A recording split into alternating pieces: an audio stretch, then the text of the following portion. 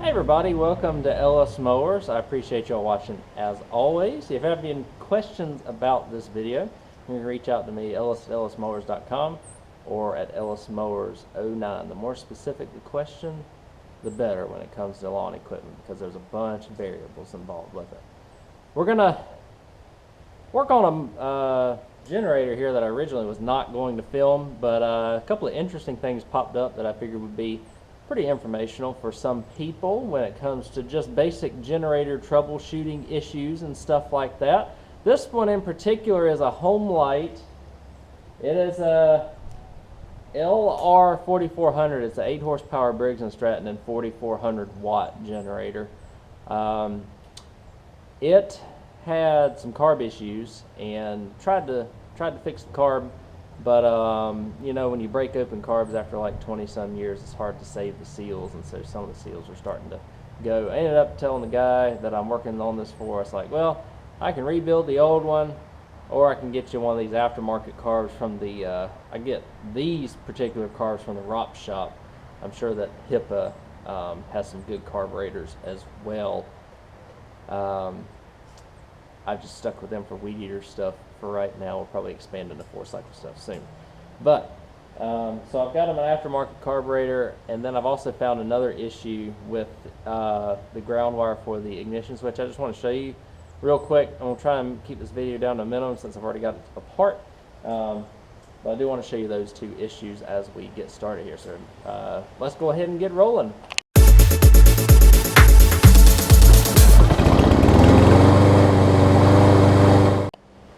Alright y'all, we're going to do a walk around here of this before we get started. Again, LR4400 is the 8 horsepower 4400 watt Briggs & Stratton engine on it. It does have the low oil switch, and just to make sure that it wasn't that, I ended up unplugging that connector there, and it didn't seem to change anything. And also, I don't know if this is just a low oil indicator light or if it physically grounds out the coil. I think it grounds out the coil too. But I did test that to make sure that it was good, because it was intermittent. It kind of wanted to spark and kind of didn't. The carburetor itself, we've got the carburetor on here. Again, I'm a little wary. Sometimes these wall burrows have these plastic nubs on the side. It does need a fuel line as well, which I'm going to do for the customer. You can see how dry rotted and cracked that thing is. But these little plastic nubs here for the connectors seem to get brittle a lot of times. That's one of the big wall burrow fallbacks on some of their carburetors. But I've got this top jet originally I unscrewed, and it was actually clogged. I got that unclogged and I was able to get it to fire, but I was like, what in the world is going on? But this has got a fuel pump as well on it, one of the mechanical fuel pumps. And it goes off of the vacuum pressure. Does it go off the vacuum pressure of the... yeah, the generator. It goes right there at the back of the crankcase is where it gets its diaphragm pressure. But the on-off switch, I'll show you. I'm not going to put that down, but it was pretty much to the point where it was just... You could literally just pull it off, and there's really no guts left to it from what I can tell, even on the inside. And so what I'm going to do is I'm just going to put my toggle switch on. I'm going to use the existing ground wire here and just tie it to a switch, and probably zip tie it up here to, I don't know. Might be able to get by with putting it right there, actually.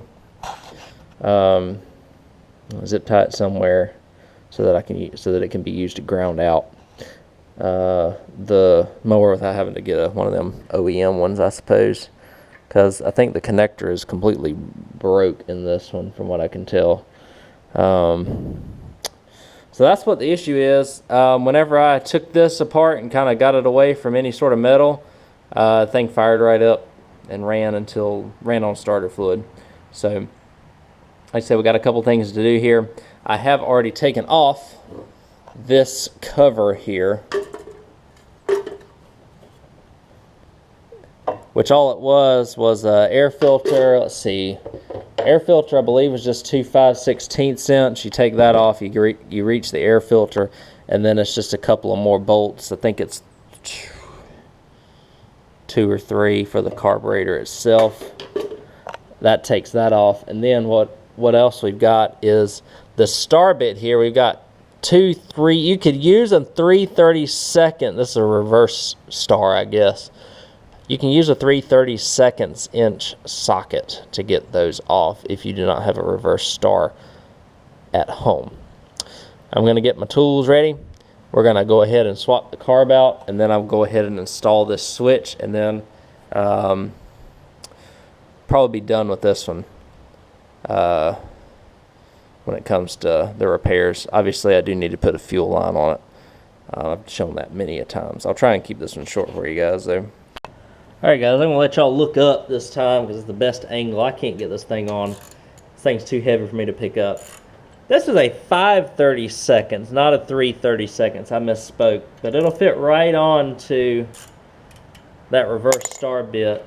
You can just get these off. Obviously, you disconnect your fuel line. The choke is tied into the choke's tied into the air filter cover here. So we'll take these 5/32 out. The new carburetor I have comes with, whoops, one of those gaskets that just fell down.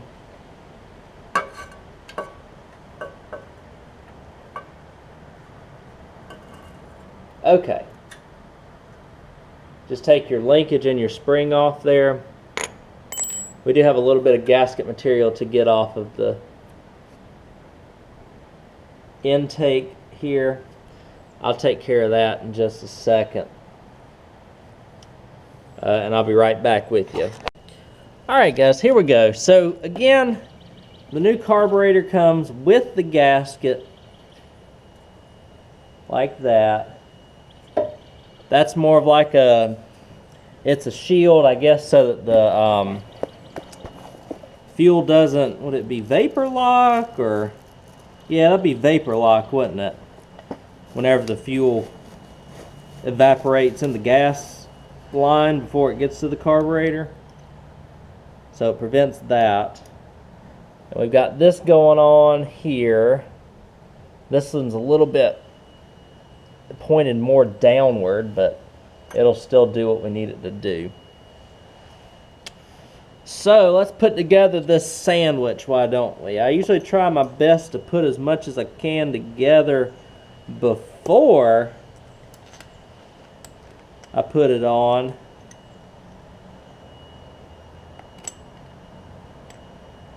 And I'm just putting the bolts on now. I know you can't see that.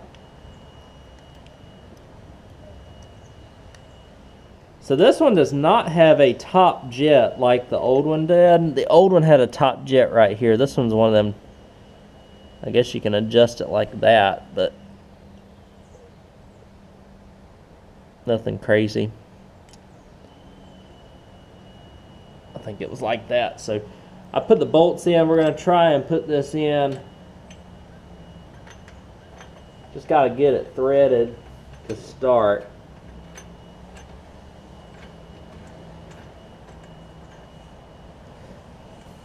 What would also benefit me is if I put the linkage back on too. So it's a like I said, it's a little bit of a sandwich and a little bit of an enigma, if you know what that word is.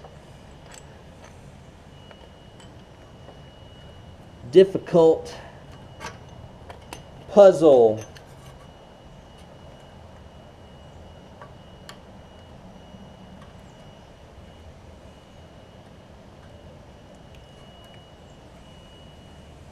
So I put the linkage on, now I'm going to put the spring on.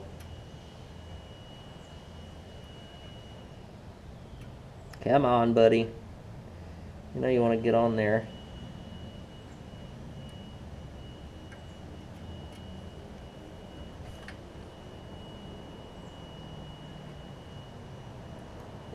Okay, spring and linkage are on. We're going to slap this bad boy on, screw it in.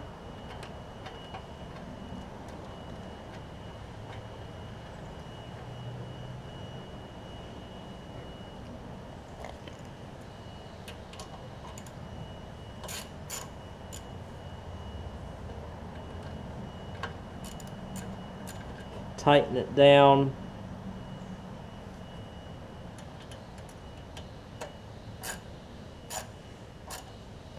It doesn't have to be so tight that you're in really bad shape.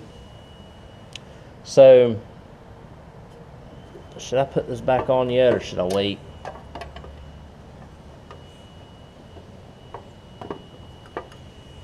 Yeah, I can put that back on. It won't be that big of a deal to get that fuel line in.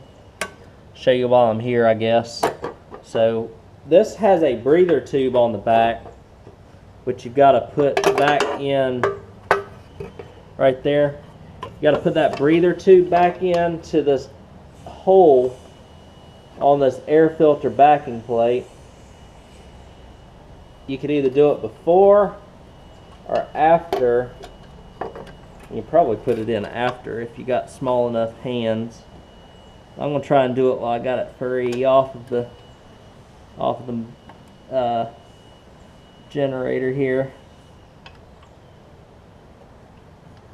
But you just pop it in here just like so, and it fits into a groove. You just got to get it into the groove. There we go.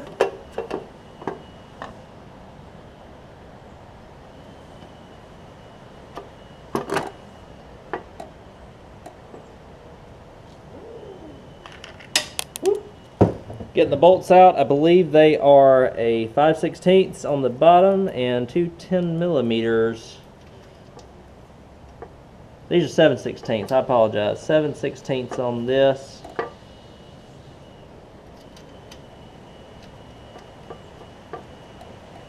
And the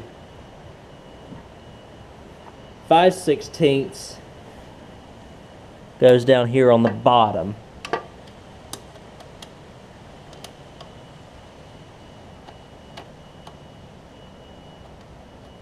So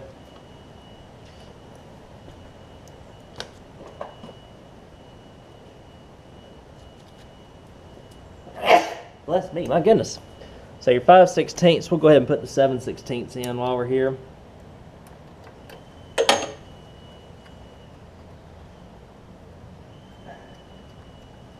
I have an impact, but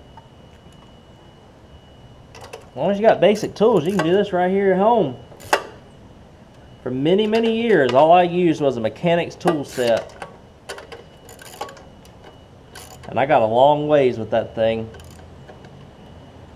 I thought when I bought a blade adapter tool, that was like the best thing since sliced bread, because I didn't have to hold my foot down on the blade to get a push mower blade off.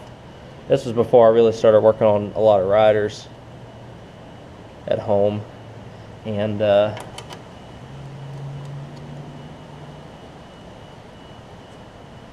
so we had that going on.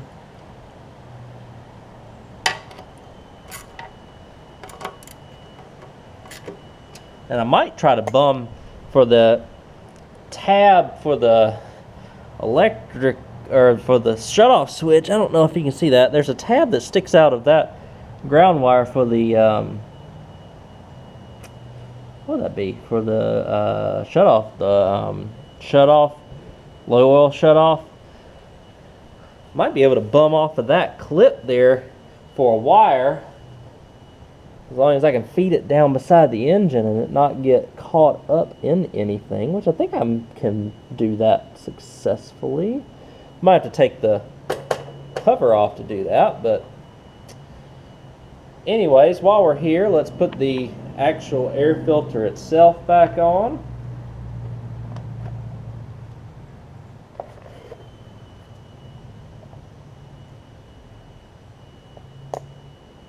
We'll just screw back in.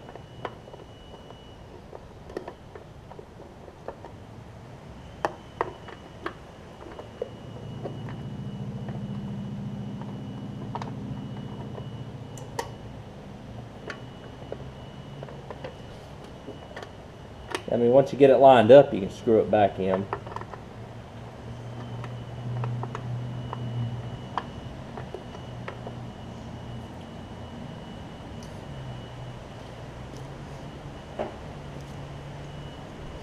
I know my videos are sometimes long, but a lot of times I do like to show the entire process of this, because I don't want you to also get the impression that you can go in here and get this mess done in like 5 minutes, you know. I go into it and probably start to finish, I know this is going to be about 30 to 45, maybe a little bit longer after testing. It just kind of depends. But I'm pretty confident that I'm not going to have an issue with this anymore. I just need to make sure that the choke is working on the carb.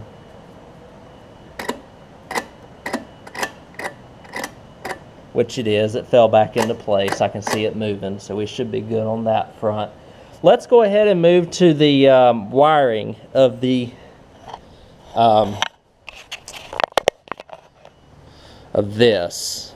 And I think I'm just going to show you the finished product of that, because stripping wires and whatnot, I mean, you know, it is what it is, right?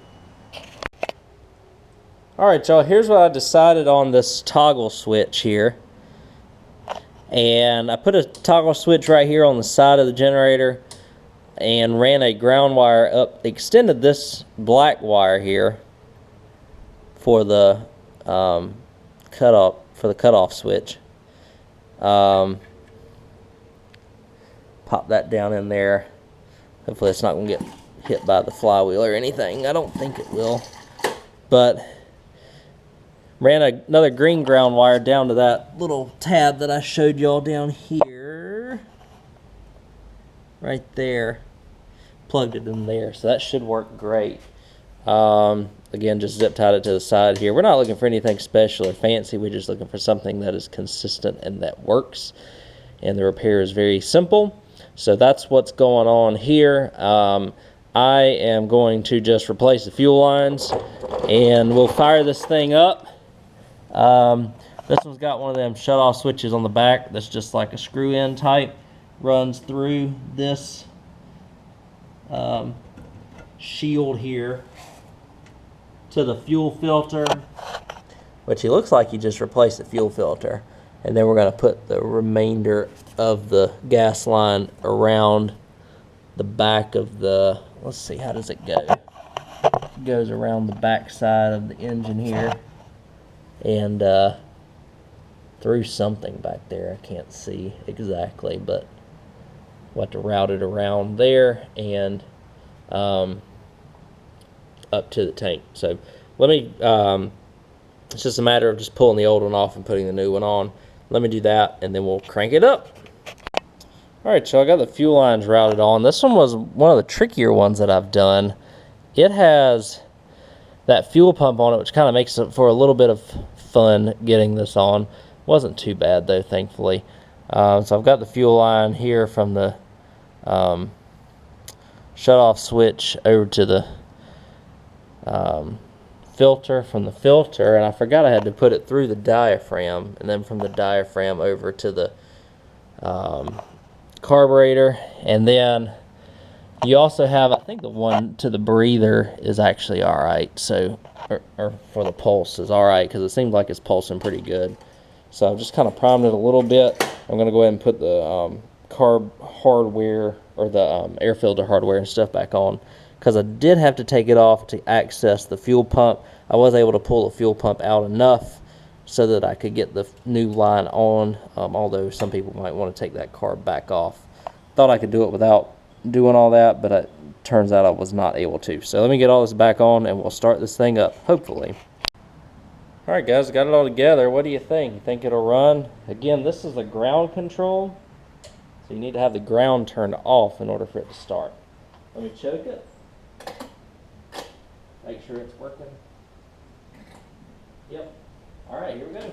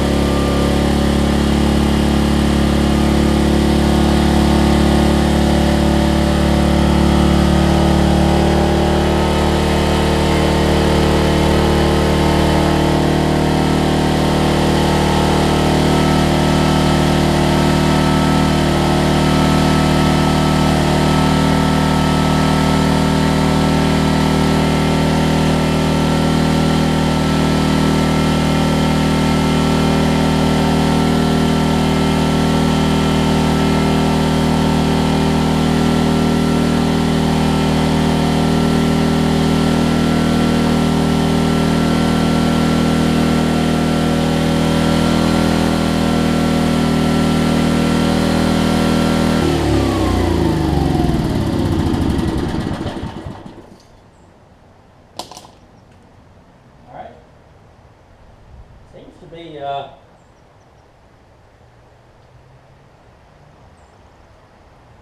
seems to be running pretty good. I just got to figure out why it's not grounding itself out like it's supposed to. Probably just need to reroute this green wire to a different terminal. Maybe it's maybe I just put it on the wrong terminal. I'm not sure. I thought that switch would work where I had it though.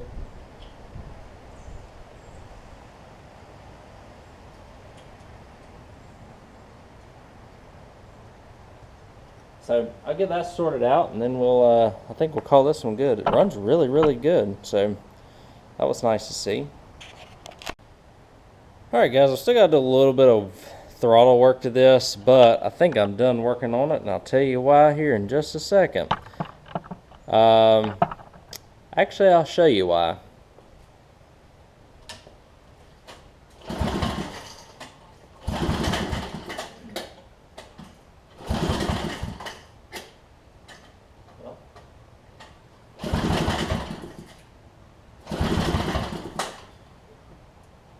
Might be out of gas.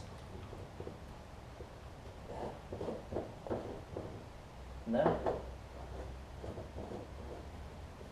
Might have just stopped pumping fuel.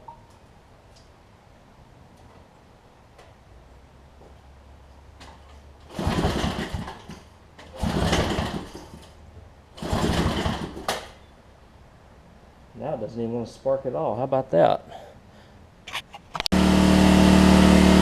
Alright, we got it running.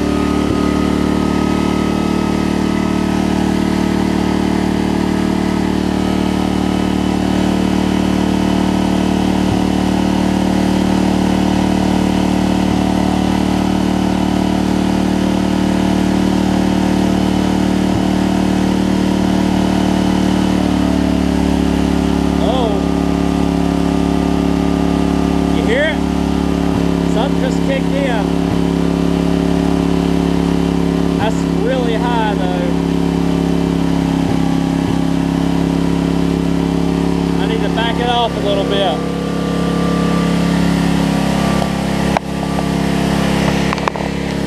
Let me back it off a little bit.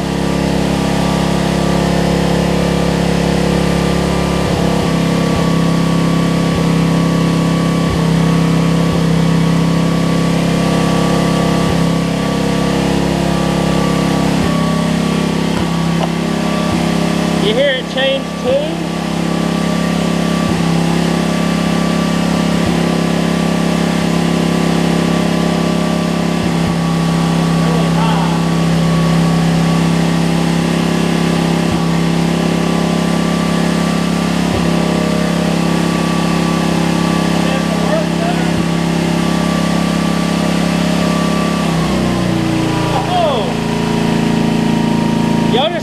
Video, it just started working.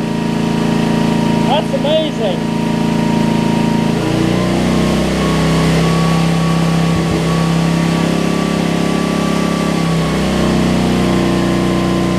Wow. Let's see what it is under load.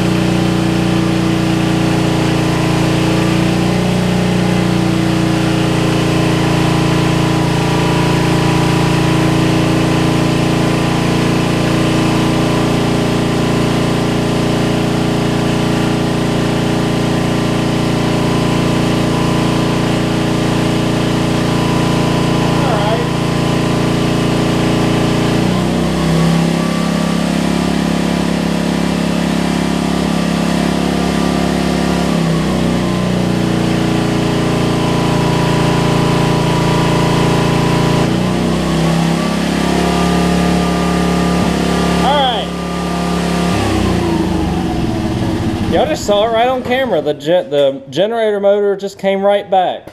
That's amazing. I've never seen that before. And y'all heard it change tune and all that stuff. I got to do a little bit of governor work and stuff to it, but I think we got it. I just texted the customer too. I'm going to text him back and be like, hey, it works again.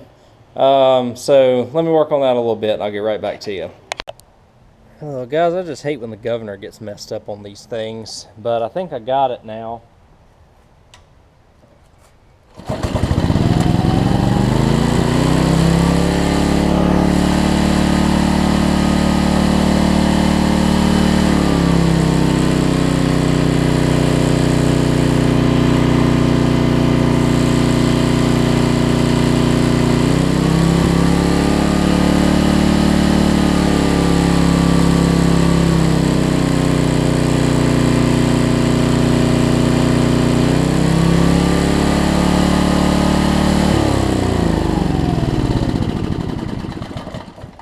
One thing I've learned is you got to ride a very fine line with the governors. They can just barely get out of place, and they'll start screwing up like that, where they be racing and then they would drop a ton of RPMs, and so that's what happened with this one. I got it, like I said, I got it to where it's working like it's supposed to. I think like it's supposed to now. It's whenever you're got any load on it, it's reading in the 120 to 130 volt range. It kind of does drop the more load you put on it, but I guess as long as you don't get under 100, you're okay. I know there's like a range, but kind of stinks when it's a direct drive to the crankshaft and we put more load on it. Again, I don't know the situation with this electric motor. You know, y'all saw it come back to life right on camera here, so crazy. I told the guy, I said, I think the electrical motor's bad. Shot that clip that y'all just saw, and then I'm like, never mind, I think we're all right.